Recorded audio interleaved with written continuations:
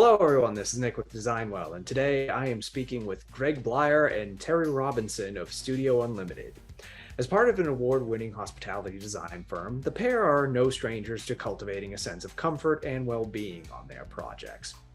A New York native, Bleier himself harbors a distinct passion for restaurant culture and holistic design, while Robinson combines her experience in designing bespoke furniture and a love of nature to create distinctive biophilic spaces.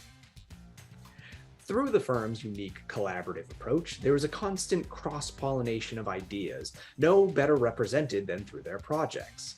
This includes Greg and Terri's recent work at Gusto Green, an adaptogenic restaurant whose entire design revolves around the life cycle of the hemp plant. So, join us as we talk design, community, and plants on this episode of the DesignWell podcast.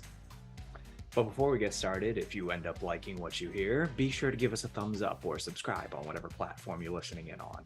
Also, feel free to leave a review so we can continue to improve the show. And be sure to check out DesignWell 365 if you haven't already. With that out of the way, let's get into the conversation.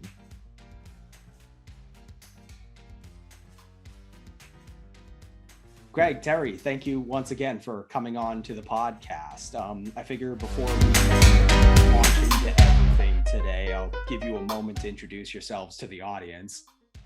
I am Terri Robinson. I have been with Studio Unlimited for about 8 years. I joined Greg about 2009. What's that? 2014. Oh, 2014. Wow. Thought it was longer than that. And prior to that, I had a furniture factory where I designed and manufactured furniture local in Los Angeles. I'm Greg Bleier, the president, founding partner of Studio Unlimited. Originally from New York and moved to LA in 2005, started the firm in 2009. Very interesting. The furniture factory sounds very interesting. How'd you get over from doing, furniture manufacturing and then eventually making your way into like interior design? Well, I actually back in '92 graduated with an interior design degree at Montana State University, and never really quite did anything with that. In a sense, I did work with furniture. I do custom design furniture for local stores here. And then, it was a pretty tough industry. I got out of that probably in 2009. That's probably why that stuck in my mind. And met Greg on a job where I was doing consulting basically for millwork design. And we worked on a job in Pacific Palisades. It was a residence, a high-end residence, and we worked really well together. And Greg knew that I had graduated with a degree in interior design. He was like, hey, you should join me. You could be in charge of millwork. Obviously, that was my specialty. And so for just a couple of years, I just hung out at the office, got familiarized myself with the profession, found out that I really did love it. And we were doing a lot of restaurant work, and I love restaurants, love food. So it just kind of made a lot of sense. And from there, it just kind of made sense to move forward as a partnership, I guess. Yeah, it's really great to hear. I feel like it fits in really well from what I've seen from Studio Unlimited, just because,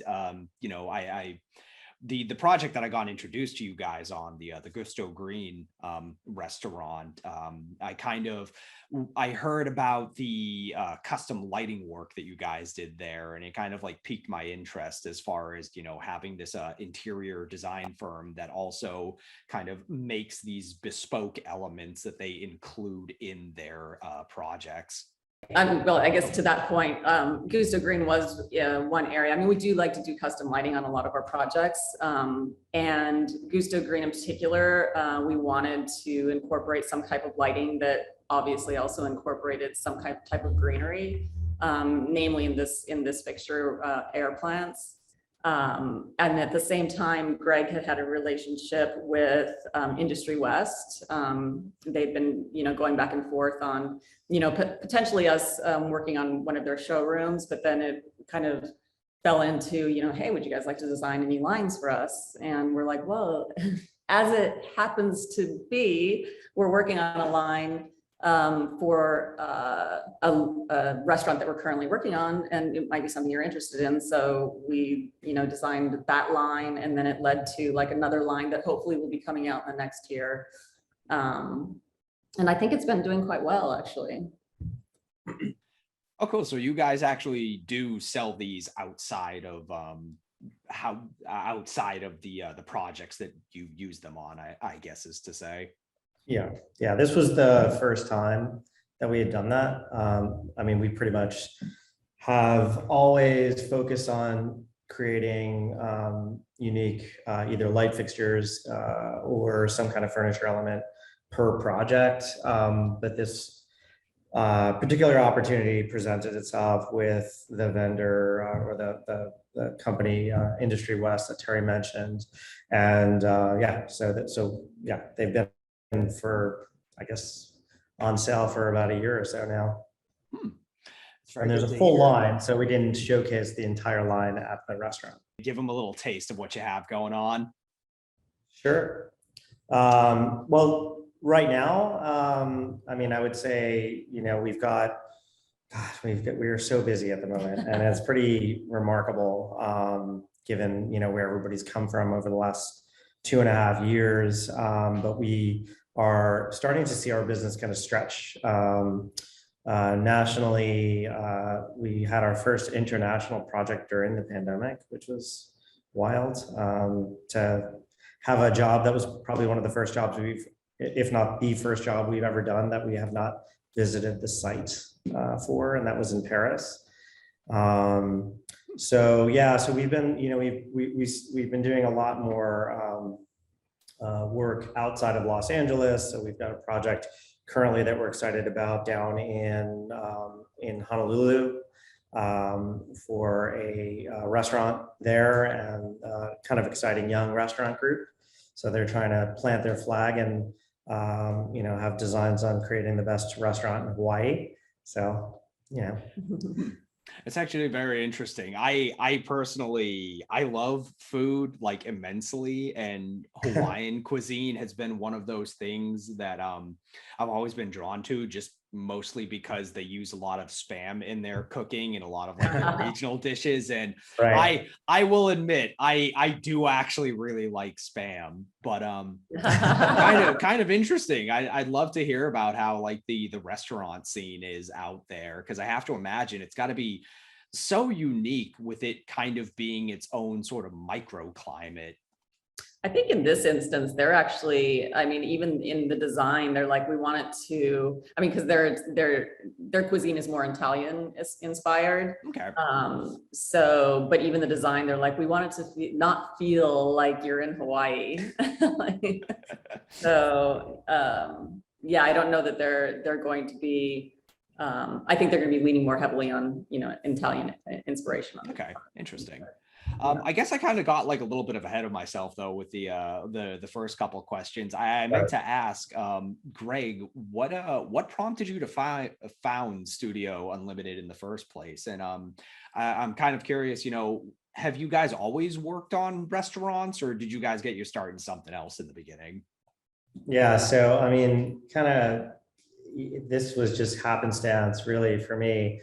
So I mean, if I had to I guess predate the founding of the firm, even before I went, because I had graduated from University of Pittsburgh, had moved to Seattle, living in Seattle for a while, kind of with an art degree, not knowing what to do for my next move, and had decided to go back to school for interior design, had done these kind of visioning sessions of sorts, and kind of imagined, not dissimilar from the studio I'm looking at through the window here, but just kind of wanting to create a creative kind of guild, so to speak, of people that I knew that, were talented, but maybe didn't always have the voice to go out on their own and, start to kind of create safety in numbers and be able to offer a full gamut of design. Now that was before I went back to school. After I was done and started working, 2005, I graduated from the University of Cincinnati with a design degree. 2008 is when the Great Recession hit. And so I didn't really have a lot of experience generally in the workforce at that time, but it just all of the work was kind of drying up here in LA. So basically, lost back-to-back jobs at smaller firms over the course of 2 years, or actually within 2 years, and just started working my own connections and was able to land a couple of fun projects on my own. So one being the project that I ended up meeting Terri on, which was a residential project in the Pacific Palisades here. And then the other was actually a high-end pawn shop in Beverly Hills. So I mean, I had always wanted to do restaurant design, just didn't even have the opportunity to do it. So even when I was in school, I didn't even sniff a restaurant or food related project, even in studios. But I just started speaking to people, meeting people here. And that kind of just opened up some doors early on to get into that industry. Now, I'm curious with the work that you're doing currently. It's going through your guys the website for Studio Unlimited. There's like a lot of talk of building communities out of these designs and incorporating plant life and natural elements to a lot of your different designs. And I'm curious for you guys, because I'm deeply embedded in the wellness and sustainability categories, and so to me, when I see all of these things, I immediately, like, all the lights just start flashing up in my head. And I'm curious if you guys consider the work that you're currently doing, if you consider that to be based in wellness per se. It's for us, yes. Yeah. Yeah. I think the first time I truly really started thinking about that was when we worked on Gusto Green and just their ethos, I guess. Their everything that they do is based on wellness and using adaptogens and that type of thing. Not necessarily like, I mean, it's in a cannabis, like a building that's like centered around cannabis. It's not that they actually serve that, but I think there's just properties related to that promote wellness. I think all of our projects, we focus on community. I think this one in specific, we started thinking about, what does the space do as far as how it, makes people feel as they're there. I think that's where for me, I really started to think about that. Not to say that I don't think that in a lot of our projects we're considering that. But I mean, I think, prior to that, adding greenery is, and as far as for me, is always very important. Bringing a little bit of the outdoors in. It just, it adds a softness to the space that I think people desire. And especially, in these last couple of years, people need that feeling of, openness and nature, being surrounded by nature more than they ever did before. Yeah. I feel like it has to be something. I feel like it has to be like second nature almost when it comes to like designing a lot of these spaces, where it's like you've worked with it for so long, you're just kind of like, that's the way it needs to be done. Right.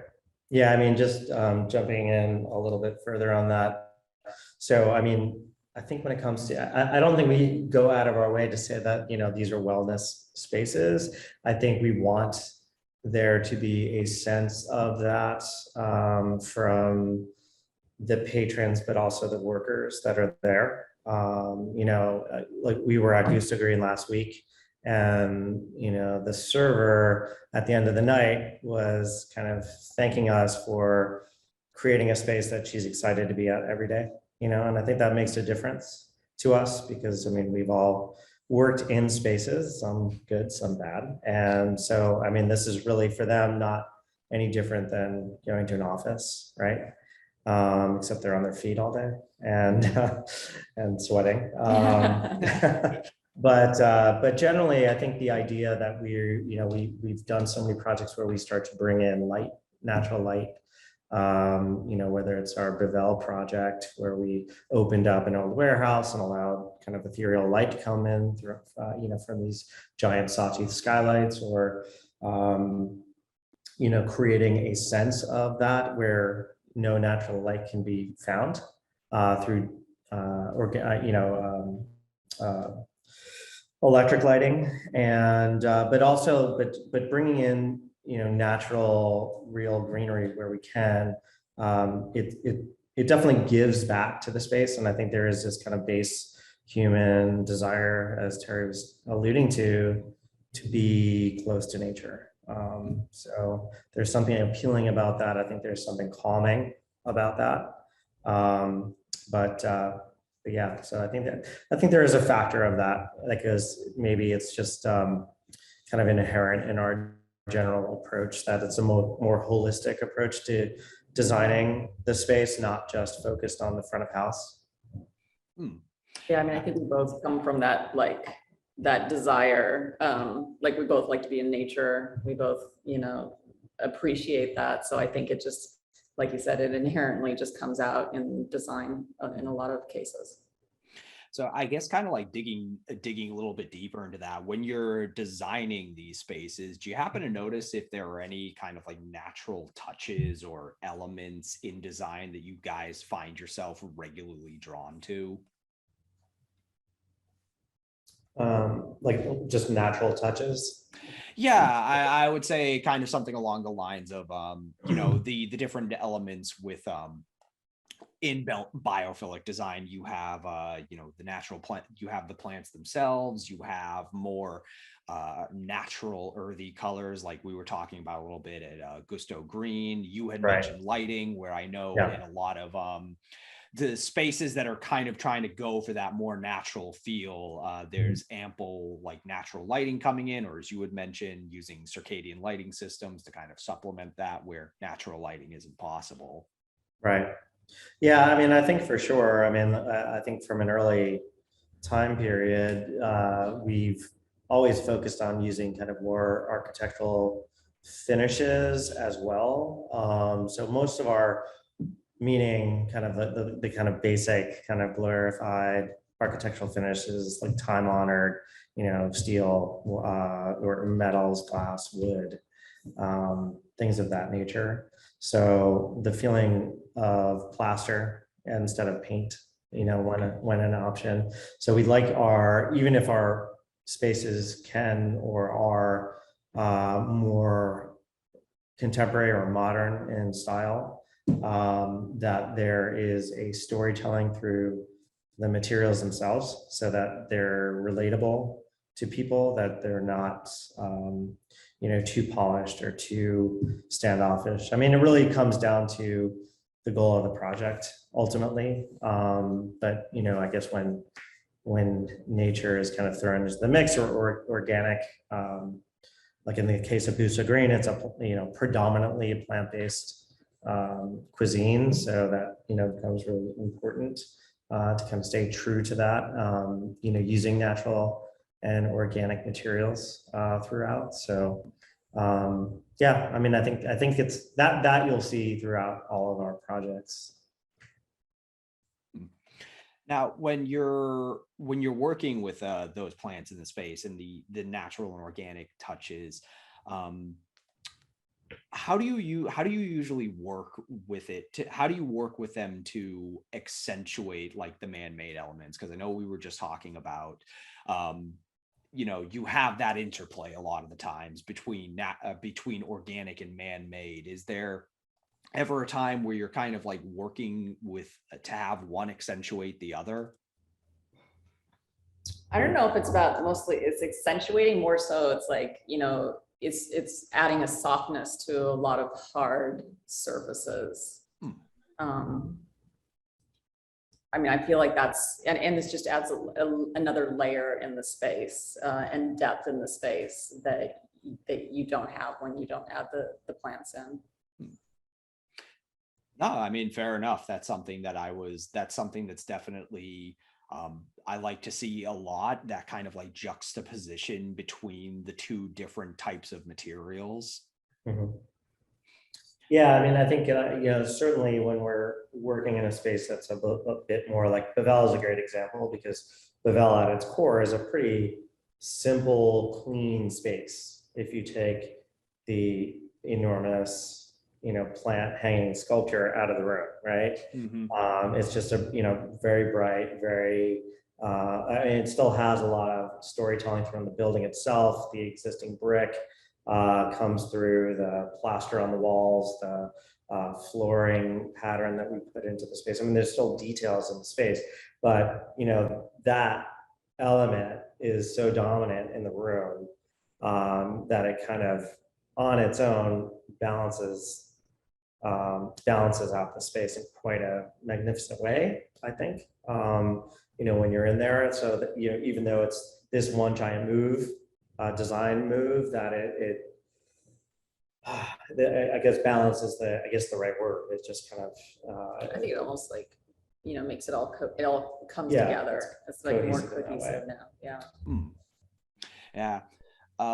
Kind of sticking with that idea though, as you're talking about the different stories that you're trying to tell with these spaces, I'm curious as to how, when you're developing your own like design elements in the beginning, how those ultimately end up playing a role in these stories that you're trying to tell for these spaces. Are you referring to basically like the furniture, or the lighting fixtures, and those types of elements? Yeah. I mean, I think like, I go back to, one of the first big restaurants that we did, which was Bestia here in Los Angeles. And, I spent pretty much most of the decorative fixtures in that space are, and even, a lot of the main seating elements are custom. I mean, there was a lot of custom elements into that space, and they're in a lot of ways the heart and soul of the restaurant. And even the ones that you don't really see, because it's a pretty tight space. So you don't really have a lot of, great vistas in the room where you can kind of see all the details that went into it. So I think starting kind of there, these elements that we were strategic about it, right? So, I mean, there's a economy that has to be thought of when we're doing these projects. There's a lot of R&D that has already gone into many off-the-rack products, right? Versus trying to sell our clients, going through that process with us. So I think we kind of reserve it, like we pointed out earlier in the discussion, that it's really a few elements here and there. Some maybe a little heavier, like Goose Green's a little heavier on that side, for instance, but and Bestia being one that's a little heavier. But I think we try to inject a little bit of unique personality into the space that adds to that culture of what the restaurant is about at its core, and kind of reinforcing the design concept of the space as well. So we don't just do it to do it. There's intentional, it's very intentional in terms of our strategy, but we also try to keep it very focused. One of the things that I've been wanting to ask too is just for you guys, for all of the projects that you've worked on, I'm curious, what's the most fun or unique opportunity you've had in your career so far?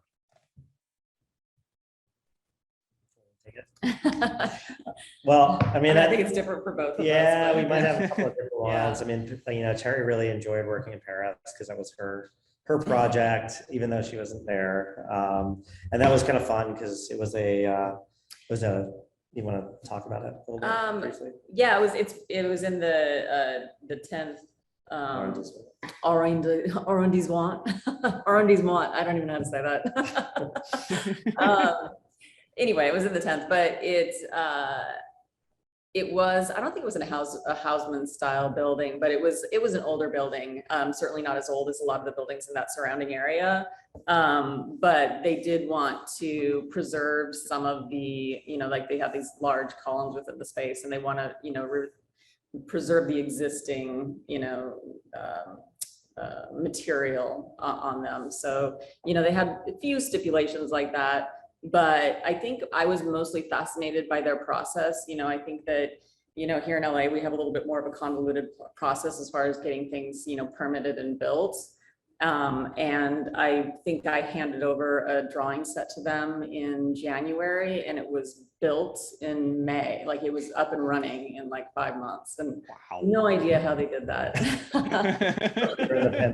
Yeah, I mean, it was, my mind was blown, but I also have to say that, other than trying to like constantly transfer, from, inches, like, what do you call that? Like, yeah, over to metric was, a little bit challenging, but just working with the architect there was quite pleasant. It was a really good, working dynamic between the client and the architect. And yeah, I was always curious what it would be like to work with somebody in Europe, and it was a very good experience. So we're eager to do more. Yeah, and I would say like probably like what I would consider maybe one of our most unique projects was OTM in downtown LA, mainly because of the opportunity. And this was a huge collaboration. There was a lot of people involved in this particular project. So, and it was certainly a feat. So it was not like what I would say always fun, but certainly unique in that it was piggybacking or related to the Broad Museum, which was built in downtown LA. And the siting of OTM is built on a bridge that was created, during this process. So it's a bridge that was built over a street that kind of goes down the old Bunker Hill west side. And so this restaurant is seated at the end of this kind of platform or bridge, if you will, overlooking Hope Street, which is kind of a cool thing. And to be associated with that as it relates to the museum, the uniqueness of the building, it was a ground up building on this little parklet. And so pretty cool. And from that regards, and it was just a massive undertaking, so there were, as mentioned, there's a lot of great talented people involved in that collaboration on that. And it's one of those buildings that in the middle of a very corporate part of Los Angeles, it's almost like a little carving of like Napa modern in that space. There's 100-year-old olive trees in this plaza, a lawn, and it's just like it creates kind of a wonderful break of the kind of concrete and stone surrounding it. The both of those sound like really interesting, and they're also just such like they also sound just like miles apart from one another in terms of approach. I'm with you on the big projects always being some of the most fun ones, just from my own experience. Some of my most memorable like mountain climbing experiences have just been the ones that are just like these 10-mile treks out into the wilderness. But so not to get too off topic on that one though, but because I could talk about that for a while. But with so before getting on this call, I had mentioned that you know, I had been to HD Expo this year, and I got an opportunity to sit in on a lot of talks during the show. A lot of them focusing on, you know, different elements within hospitality design. I sat in a lot of the talks over at the DesignWell Pavilion and got to hear a lot of the different people talking there. But what I noticed at the show was that a lot of people were talking about community and culture within design, specifically with regard to how hospitality design in particular can work to foster these communities and this local culture within the design. So after going through, you know, your firm's catalog of work, that's something that's very obviously core to your design in a lot of ways, this integration of community and culture and growing community and culture out of the spaces that you build. So I'd like to hear from you guys yourselves what your specific approach is to adding these influences into the design of a space. Well, I think, like, you know, again, it really comes down to the individual project. So for us, we've been fortunate to kind of work on, and I think we both really enjoy taking on the types of jobs that, I don't want to say they're more like underdogs in some ways, but like, you know, the things that I think we get excited about, or I know I can speak for myself, I get excited about are taking these projects, which like, for instance, apologize for the motorcycle noise, like Rose Cafe in Venice, as an example. You know, this was a beloved beloved existing restaurant that had been around since 1979. It was a daytime restaurant, and then all of a sudden the locals found out that there was a larger restaurant group that kind of infused money into it and was going to assume kind of the operational control over it. And, you know, it definitely upset, you know, Venice is a pretty strong community here in Los Angeles. So definitely kind of upset the apple cart there. So I think, you know, the chef being a native Angelino, you know, Jason Aroni, we worked very closely with him to kind of foster a design that was not going to disrupt or, you know, completely, you know, turn on its head the design or feeling, I should say, of their beloved space. We're just enhancing it, but also making it a lot more approachable, I would say. I mean, in some ways, meaning that there was a lot more seating, there was a lot more opportunity to be there because it was going to be an all-day restaurant, right? So it's in some ways of Venice, it's a little bit like a public square of sorts, because it's like any time of day you can go there and it's just full. Like, people will just hang out there and work. I mean, and, you know, celebrities will hang out there and work. I mean, it's kind of a funny spot, but you see people from all walks of life there. It's very laid back. It's the relationship of the chef and the local artists, you know, some that have like deep history in the neighborhood, you know, produced a lot of the very interesting kind of poster art within the space, and some of the murals, preserving the existing mural on the face of the building, like things that, you know, the community that has been there a while relates to, but also, you know, the newer transplants and things can, you know, take ownership of as well over time. So, and it's, again, like working that nature into it, because it's a very airy space. It got a lot of outdoor seating. So it's kind of unique in that way. I know that doesn't talk about our specific approach, but I think that's an example of how we kind of consider the space, the neighborhood, the demographics, the goals, because sometimes it's not, you know, there are people trying to put things in areas that are going to be met with a little disdain sometimes. And I think making sure that it is something that the locals can be proud of, or something that they can identify with in some way. I know that we only play a small part in that. You know, a lot of that has to do with operations on the back end of our projects, but we definitely consider those things. We've definitely and continue to work on what I would say projects in a very insensitive locations like that.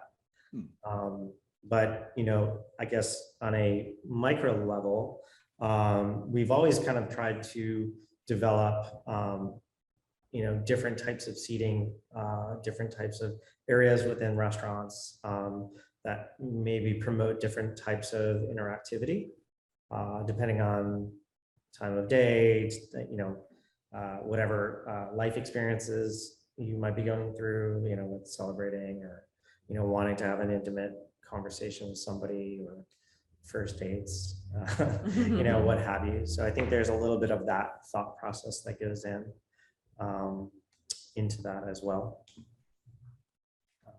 I definitely noticed that with Gusto Green, just like the variation in all the seating there, being able to have like these big open congregation areas, and then also kind of like moving into the more quiet sections, the more like secluded sections. I also kind of liked how you guys did the how that sort of shifted with the lights, where it's like the more communal gathering areas were kind of drenched in this open air lighting situation, whereas the more private areas were kind of in these like little, I think you guys actually described it as like these little cave-like recesses. Yeah. And I think in addition to the culture and, you know, going to like, you know, Terry's background and furniture making and things like that, I mean, we've also, you know, made a lot of inroads, and as you mentioned before, like to do a lot of custom work. So we feel that adds certainly between local use of local artists, artisans, and fabricators, that adds a lot to that feeling of community, a feeling of ownership, a feeling of kind of local energy that's kind of ingrained in the spaces. That I think they tend to stand the test of time a little bit better in that regard. I was actually going to ask if you've ever collaborated with, you know, local community members on that, because as we were having that conversation, that immediately like popped into my head on that one. I'd say, I mean, our preference is to work locally. I mean, part of that is because you like to go, you know, sit and, you know, touch and, you know, look at things before, you know, they go on site. But another part of that is just, again, you know, keeping it local, and, you know, I mean, we'll find ourselves walking down the street and, you know, pop into like a, you know, mom and pop shop that is building, you know, chairs or benches or something, and just saying, you know, hey, what do you do? And, you know, maybe we can use it on our next project. Like our upholsterer is, you know, not too far down the street. So, you know, when we can, we love to use the local smaller, you know, shops. Right. And that translates also like into projects that are even outside of the city, you know, again, you know, generally trying to reduce footprint and things like that. You know, we'll look for vendors to fabricate that are closer. Like for instance, we're working on a project in the suburbs of Memphis right now. And, you know, we've been speaking to vendors in Tennessee and I want to say like maybe somewhere, maybe like Florida, so not that, not too far, not super close, but not super far. But again, just, you know, better than, you know, having to schlep all the stuff across country from here. So, yeah, no, it's very interesting from what I've been seeing so far, because it almost seems as though like this talk of community, it's kind of like you know, everything ultimately becomes a conversation about sustainability nowadays. Right. And I feel like talking about community, while there is this very potent wellness element to it when talking about it in terms of like inclusivity and kind of, you know, that sort of giving local community members a platform to have their work recognized in these spaces. There's also that element of, sustainability, where it's, given the supply chain crises and all that stuff, it's working local just kind of lends itself better to the current environment, in addition to being like incredibly good for the people in the area. Right. Well, it was great getting a chance to talk with you guys. I don't want to hold you up too much longer, so I guess I'll close things up here. I'm curious though, is there anything else you guys wanted to say before we signed off? I don't know. I don't think so. Yeah, I don't know that I have anything. All right.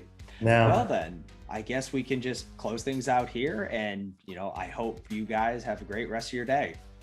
All right. You too. Thank you so much.